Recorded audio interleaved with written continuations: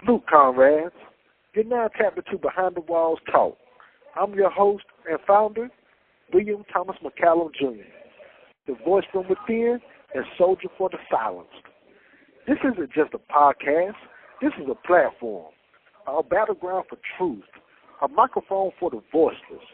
We're here to amplify the stories of the incarcerated, the men and women whose voices have been buried beneath steel, stigma, and silence. Here, nothing is sugar-coated. The truths aren't ignored, erased, or rewritten. They're raw, unfiltered, and unapologetically real. Whether they're doing time for past mistakes or enduring the weight of injustice, their stories matter, and they will be heard. This is about more than exposure. It's about awakening. We exist to spark dialogue, ignite reform, and demand liberation. We're not begging for sympathy. We're building a movement. So stay tapped in, stay locked in. This is Behind the Walls Talk. Welcome to the revolution. It's a platform for truth, growth, and humanity. Every story we hear behind these walls is a story the outside world needs to understand. This call is from a North Carolina correctional facility. So to our guest today, thank you in advance for being open, honest, and courageous. This is your space. Your voice matters here. Let's begin. What's your name, your opus number, and where are you from? My name is Henry Walker. My opus number is 0420831. I'm originally from Baltimore, Maryland. I was incarcerated and tried at Anson County. I was living in Monroe, North Carolina. What were you convicted of, and how much time did they sentence you to? This call is from a North Carolina correctional facility. I was convicted of attempted murder, assault with attempt to inflict dangerous harm, a handgun by felon, and a robbery with a deadly weapon. How long have you now been incarcerated? Since 2021. To 2021. Okay. How old were you when you came into the system? And what were you feeling at that time? At that time, I was 62 years old. And what I was feeling was a state of oppression, a state of desperation, a state of loneliness, and a state of being abused and used. Okay. Do you have any children? Yes. I have children. What are their names and ages? Well, my youngest is 21 years old. That's Kayla. Then I have Alexis. Then I have Diasia. Then I have Mikhail, I have Deshawn, and Chantel, Asalita, and I have Maisha.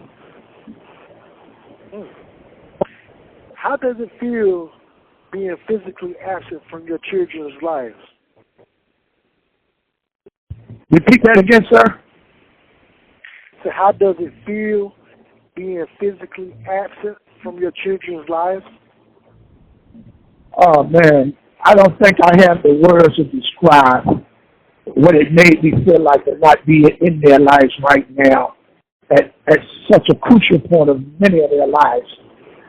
I wouldn't even know how to describe it. I don't think words would add up to describe how I feel not being there. But one thing I can say, it's a lonesome, and it's a shameful, and it's not a good feeling. So what do you do to be present for them mentally and spiritually? Each morning I wake up. I start my day off when I put my foot on the ground. I thank God for another day. I go through my meditation and my prayer, and I keep my mind focus on greater and better, and that knowing that this too, it will pass. And I believe that I will be victorious as my case is in the federal court right now, that I will be vindicated. I just believe that in that case. Do you have anyone in society who supports you? Like family, friends, or partners? Yes. Oh, yes. I have a great support system with one of the partners of my organization, my wife, my kids to the best of their ability, a few friends, and I have brothers that's just been loyal and supportive. Okay. To all those that support you, what would you like to say to them? What I say to them that their support means so much to me. And I am so grateful to have them on my side, to have them that care, that just there in a moment of when I feel like I'm alone. They give me the assurance. And the only words I can keep saying to them is that I'm grateful and I'm thankful. And I always apologize for being in a predicament where they have to be the supportive cast, and I got to be the recipient of it. Hey, let me ask you something. Would you tell us about your childhood, like what experiences or conditions that may have shaped your path? Well, I came up in it was 9 of us in my family, raised up in East Baltimore. Having a father, as a young man, I was driven to the streets. I had no respect for education. I had no respect for authority. And when I done, I embraced what the street life is and the decisions that came along with it. Because really, I cheated myself for life by embracing that street life and not going to school, not listening to authority, not doing the things I thought was necessary and I knew was necessary at this stage. What did you want to This call is from a North Carolina correctional facility. Like, what did you want to be growing up? What were your dreams before the system got involved? Oh, man. I dreamed of really being a politician, man. I really did. I watched a great representative that always would try to reach out to me, but I was unreachable, and I saw his life. He invited me into it, and I wanted to be a champion for the same causes of inequality of our people, the discrimination, the things that will assist people that was at a disadvantage. This call is from a North Carolina correctional facility. That's really what I wanted to do. So what do you think led you to this point in your life? Oh, man. Bad choices, bad decisions. Yeah. Bad choices, bad decisions. And I'm responsible for all of them in spite of the many traps that were setting me to send me to this type of situation. What I do know is that I'm responsible for every choice I made that led up to this point.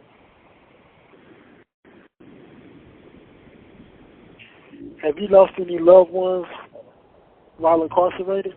Oh man, just recently, man, I lost one of my brothers, Edward Bivens, who was at the courtroom with me, who had supported me. He came to see me 3 days before he passed. And he always reminded me, even at his dying moments, when cancer had went to his head, he had his wife to bring to see me at Scotland, and he reminded me that remember every decision we make, man, remember us. And his courage, and his fight, really is another part of why I fight so hard to get back to my rightful position where I belong. That's right. Sorry for your loss, my brother. I lost my sister. I lost 4 nephews. man, close friends, and sometimes that lay heavy, especially when you're not able to go to prison because of policy. You're not able to view the body. You're not able to do none of these things because of restricted policies. So how do you deal with that grief, the loneliness, or the trauma? Man, what I do is that I allow myself to grieve.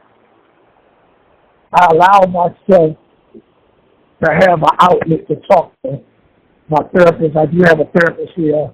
I have brothers who is my greatest supporter that I can go to and say, hey, man, this is one of them days. It's tough. And I don't know if I can make it through this day. And they be there. And they be there to support me and to encourage me that better is coming. So hold on. They've been through the same thing, but they need it. And I can too. Yeah, it's that camaraderie behind these walls that helps us grieve, that helps us with that loneliness and everything. That brotherhood, you know, we're like-minded individuals. So I definitely understand you speak about brothers and everything being there to help you grieve.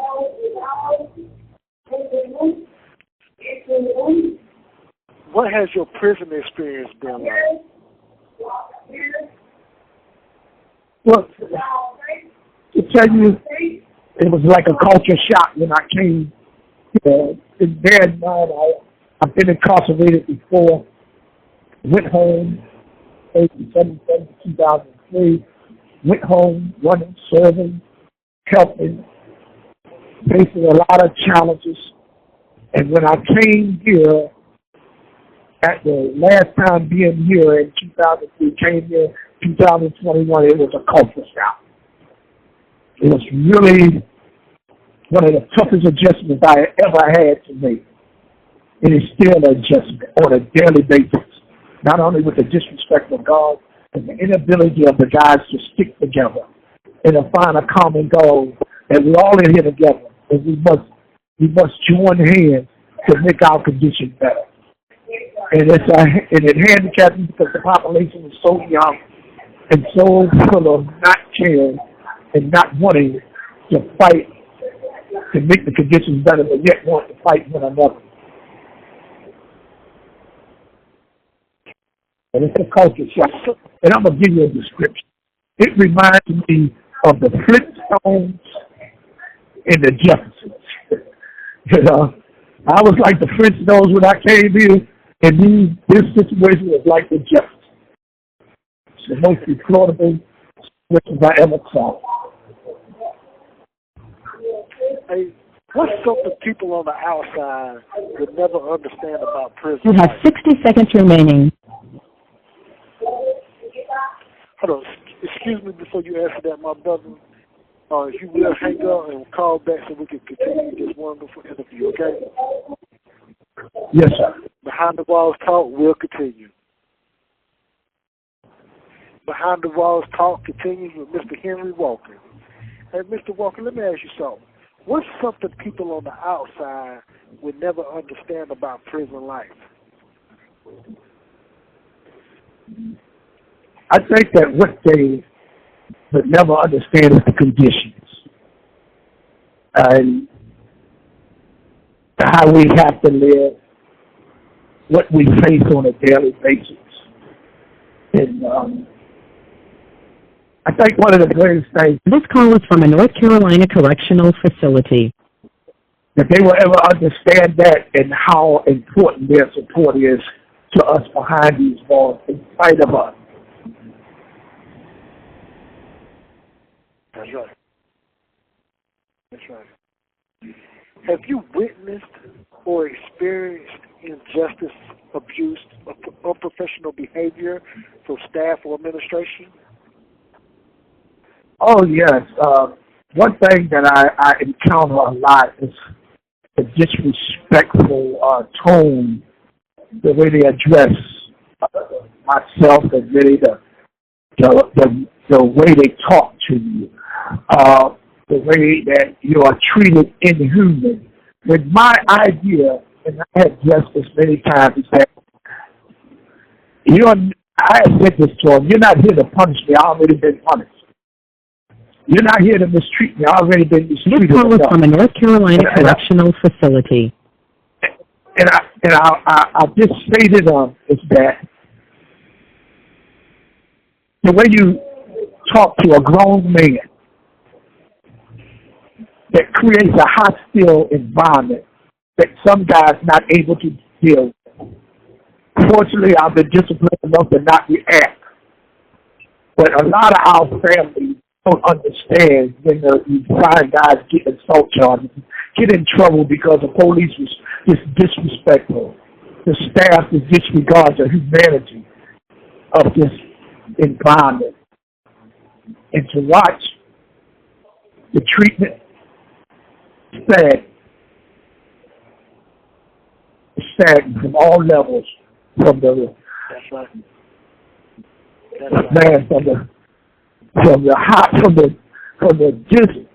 hospital to the classification manual, there's still the discrimination that go on and how they treat blacks, how they still discriminate against us with jobs, opportunities, how they still place us on the back burner as black men in this system. That nobody should ever think that it's gone away, because it's still here. And we're still treated inhumane. We're fed like animals. And sometimes you're put in a most degrading environment when a man asks you to bend over and spread your cheeks and look up your behind, which is so invasive, so inhuman. Words can't even explain some of the things as it relates to how the staff relates to the offenders. That's right. So what rights do you think incarcerated people should be fighting for right now? Right now, I believe that our greatest fight is the changing of the policies. Prime example, they got colleges with point systems that tells us that if you're at a certain point level, you will be at a certain custody level. Well, that's not true. Then they got another policy that contradicts that a man has the point levels, and when it's time for him to go to honor grade, they got a 5-year thing saying, hey, you can't go to honor grade. I think that the policies is the number one thing. We should be sticking together for a different approach to how they treat us through the warehousing education.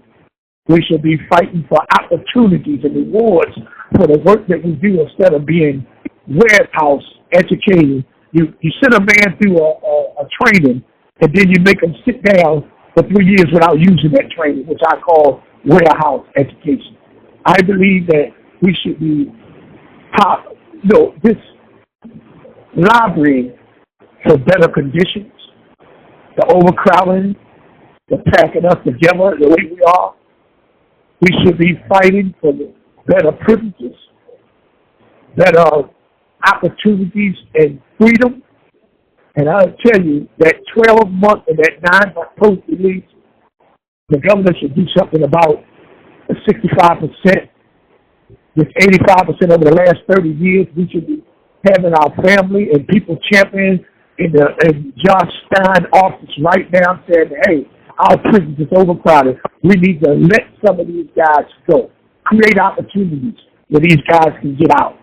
9 months, 12 months after you've been locked up 15 to 16 years, you're not gonna abide by the rules once you get out there. You give a guy a longer term on post-release and a shorter term in prison, a longer time on work release, giving a guy an opportunity to satisfy 3 of the things that brings him back: home, finance, and transportation.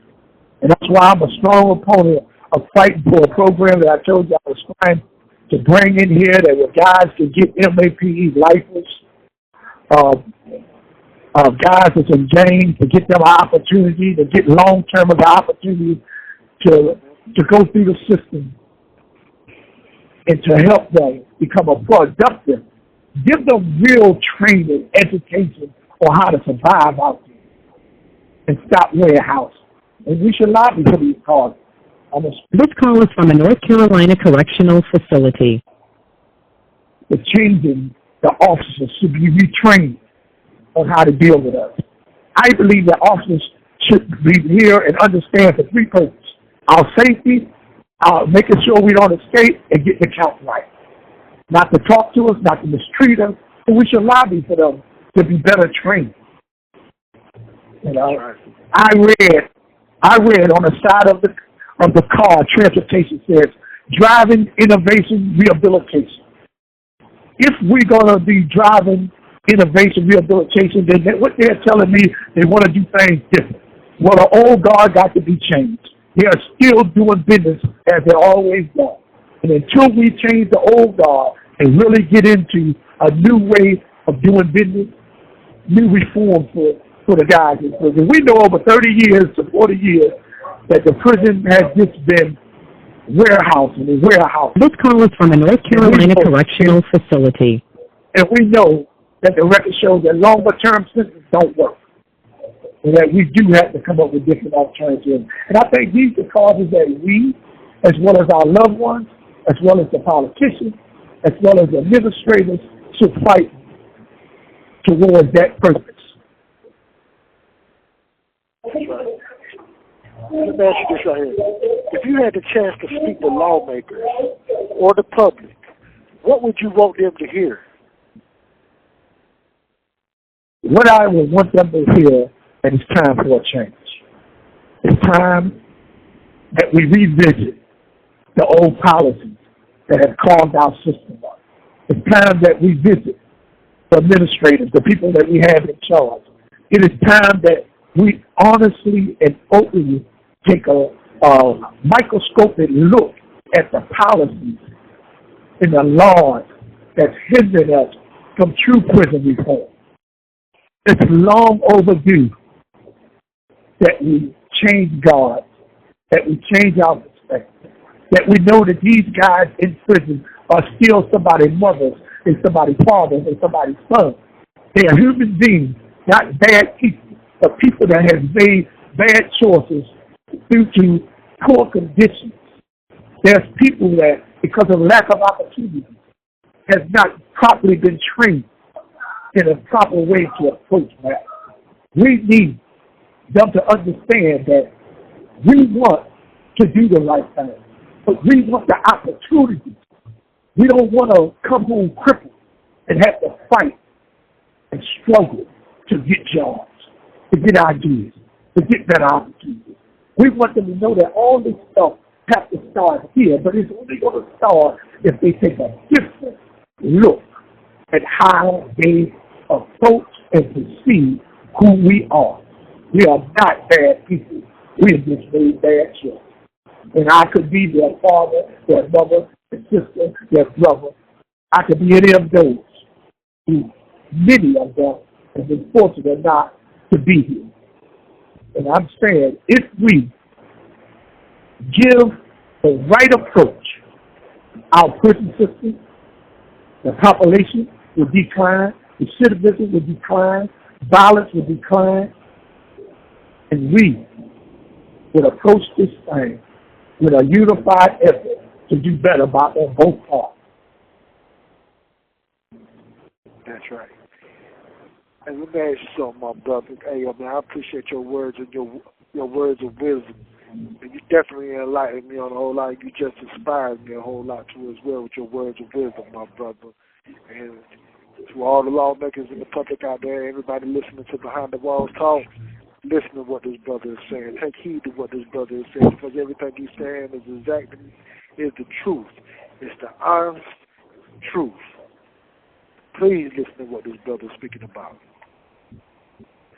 And if I may, brother, I want to ask. Go ahead, my brother. What about this system?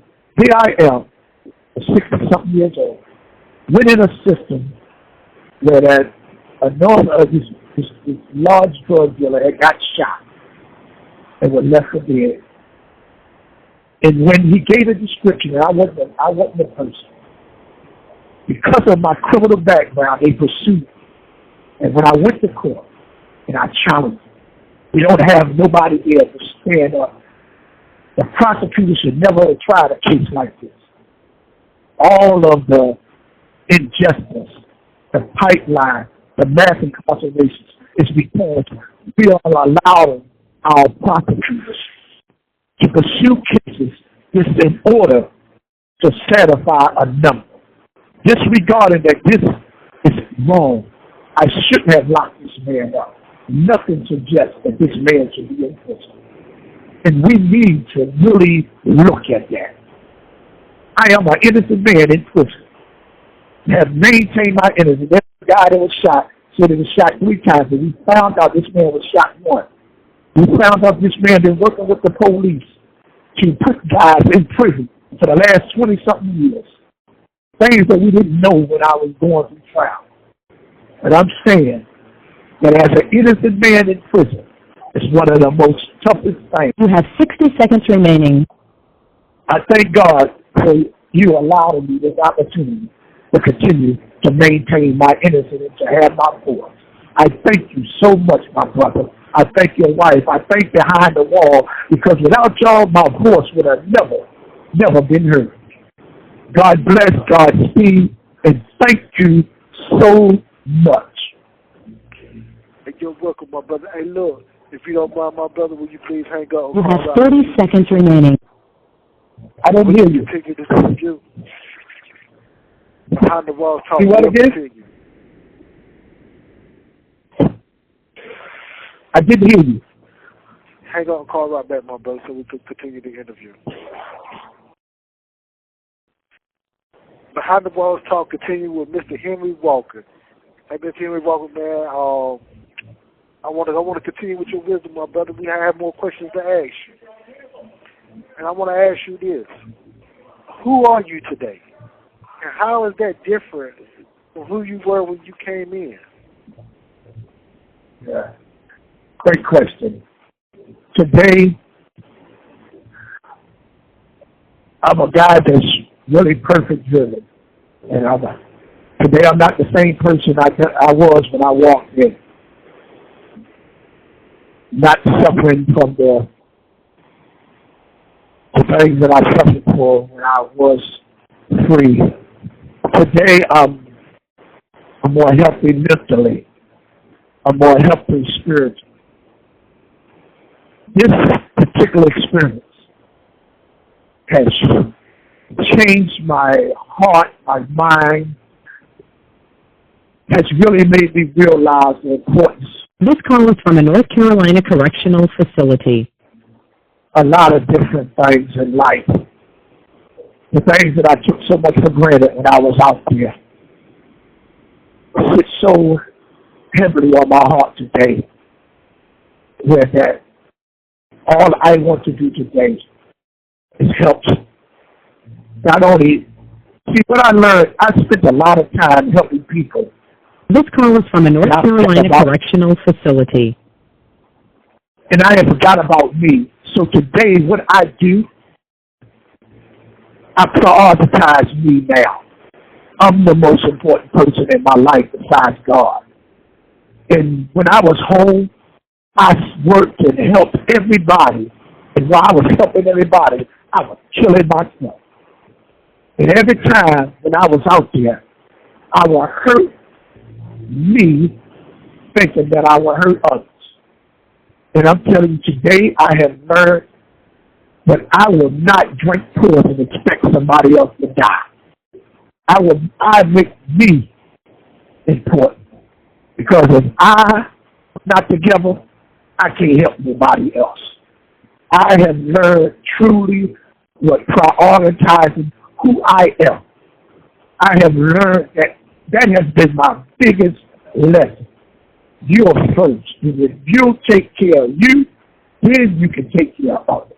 That has been my downfall. I have sabotaged my life because I was so busy trying to take care of family, trying to take my grands, my kids, other people's children, trying to do everything for everybody else while I was dying, while I was seeking, and didn't know how to ask for help. But today, I realize even more so how important I am, how important it is for me to take care of me, when I can be a help to you and many others.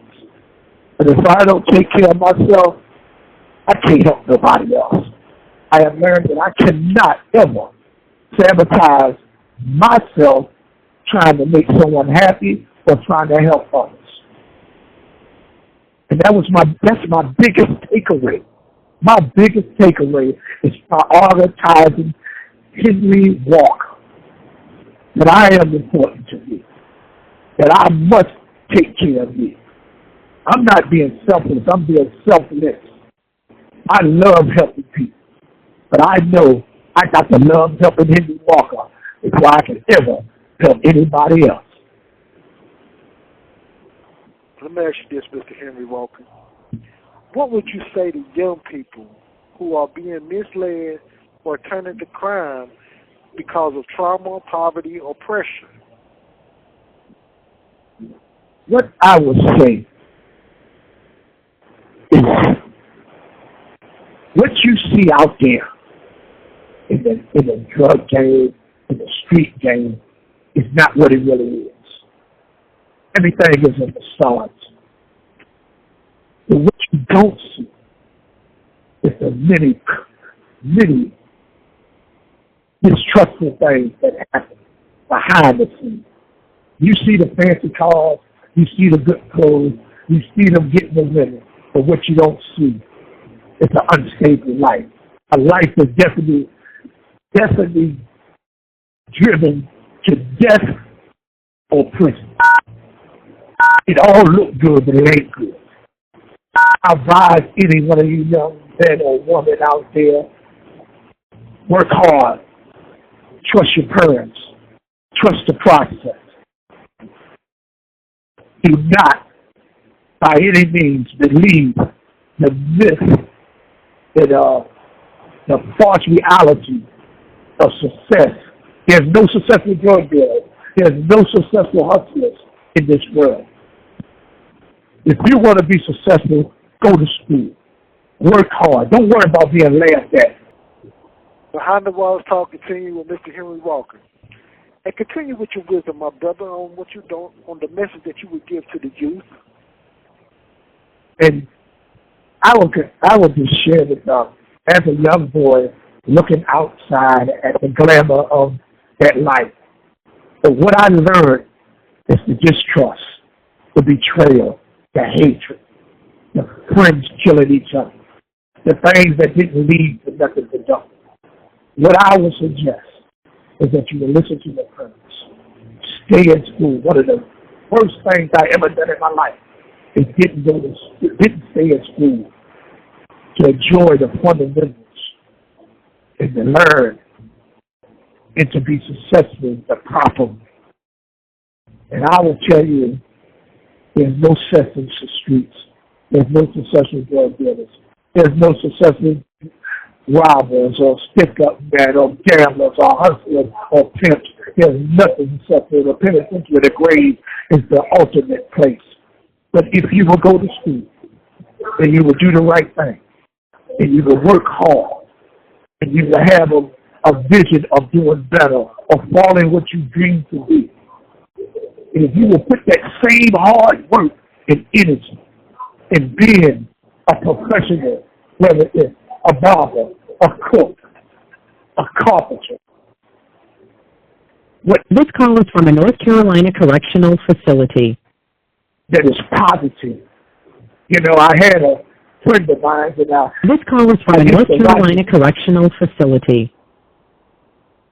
This young man would go to school. He would do all the right things, and we laughed at him. We mocked him. But today, this guy is a millionaire. He's a guy that is calling shots.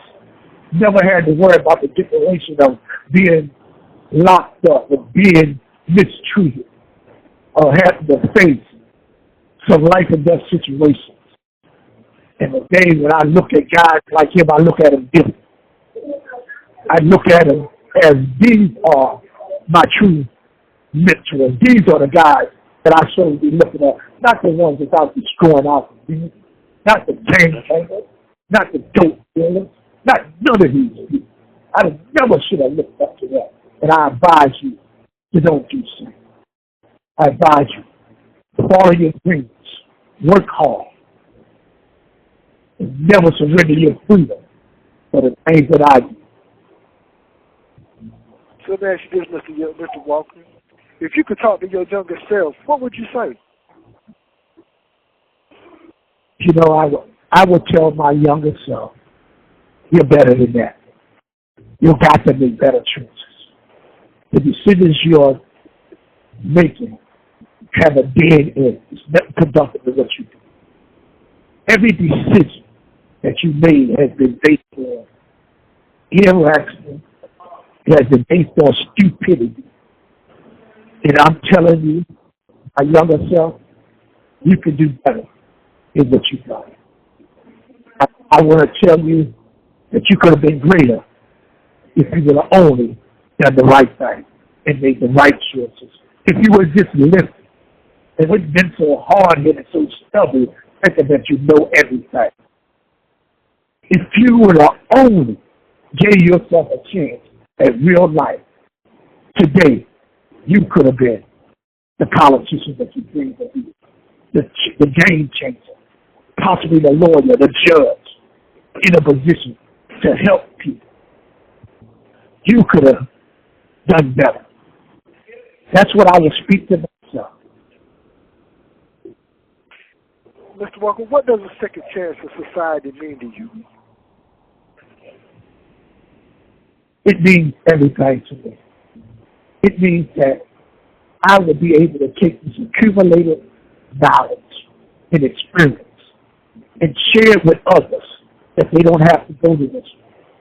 It would mean that I'll have a chance to watch my daughter that's 21 years old, that's pregnant. I will be able to help her raise my grandbaby. I will be able to be there and be a productive citizen in society and not only make a difference in my family life, it will mean that I will have a second chance at being a great servant to my community.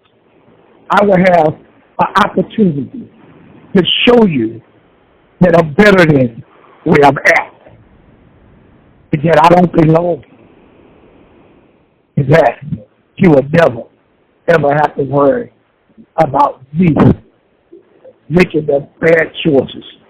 I would love to have this second chance, that every time that I do anything, I will play the whole team. I would not allow certain things in my life that leads here. I will watch my company. I will watch everything. I will close the door to anything that leads here. With that second chance, I will be able to help and not hurt. And I will be able to be a productive and a respectful citizen in society, given that second chance. Let me ask you, if you were released tomorrow, what's the first thing you would do? If you were released tomorrow, what's the first thing you would do? The first thing I would do, brother, is thank God.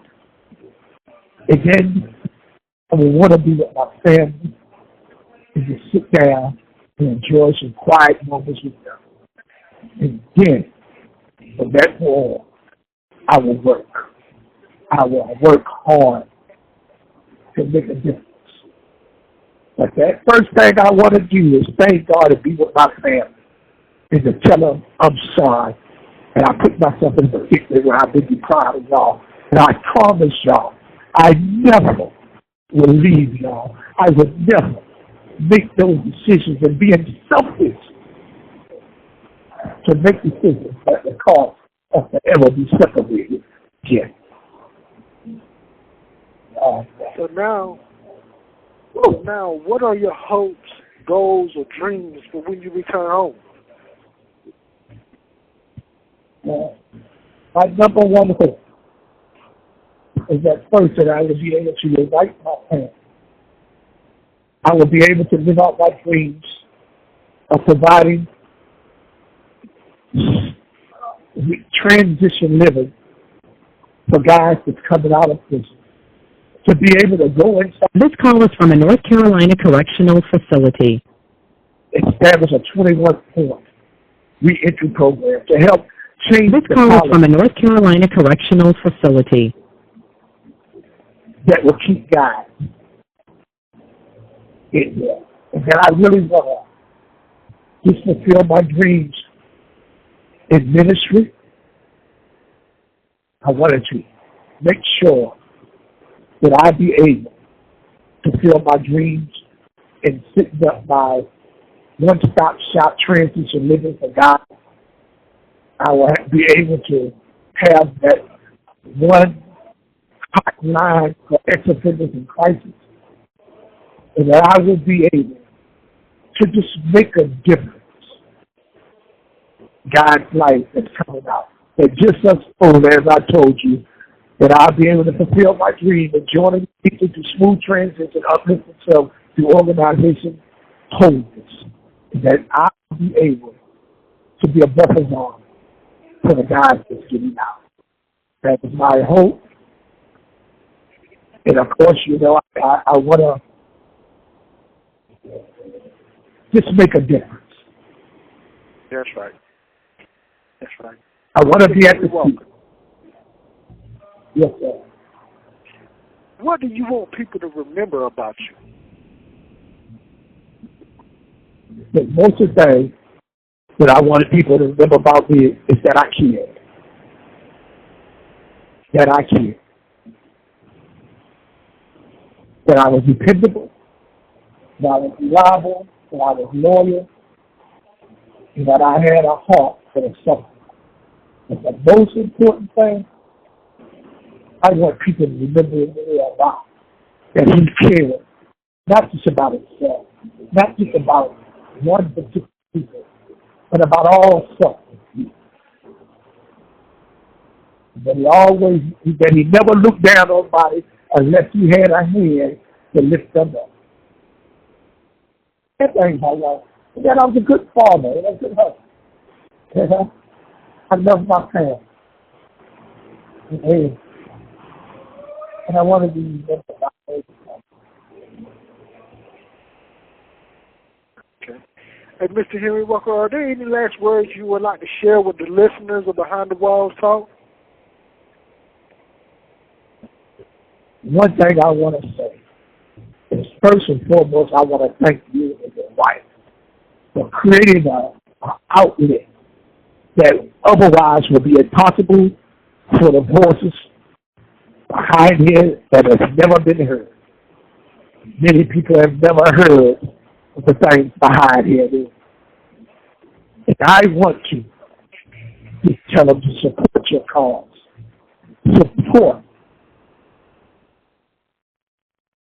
behind the walls. In the voice, give a clean ear to the voices that's crying from within.